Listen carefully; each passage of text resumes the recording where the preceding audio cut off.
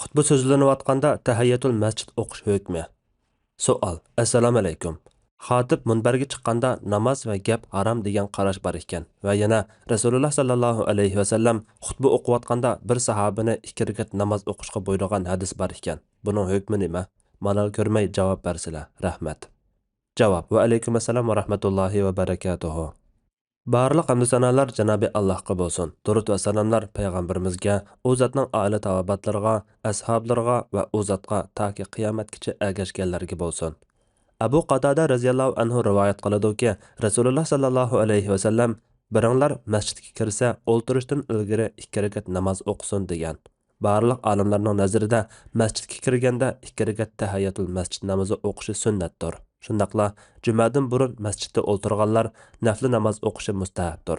Ammo imom juma xutbasiga chiqqanda nafli namoz boshlashi haromdir. Namoz o'qiyotgan bo'lsa, yengilroq o'qiyotib o'ltiradi.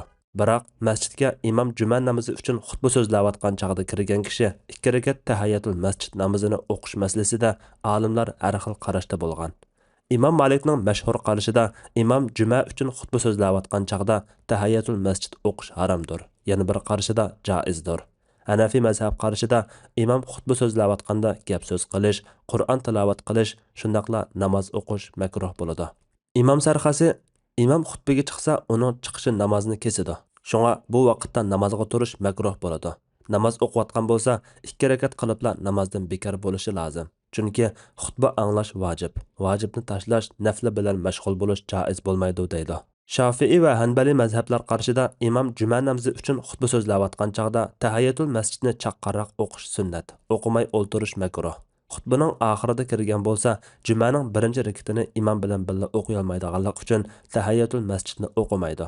Chunki juma farzdir, tahiyyatul masjid sunnatdir. Farzni tashlab nafli bilan mashg'ul bo'lmaydi. Yuqorqi qarashlarning har birining asoslangan dalillari bor. Masjidga kirgan kishi 2 rakat tahiyyatul masjid namozi o'qishi to'g'risida kelgan hadisni o'qimaydi deb qaraganlar boshqacharoq tushungan.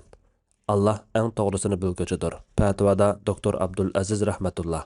Fatvolar majmuasi 1-tom, 58-numurliq fatvo.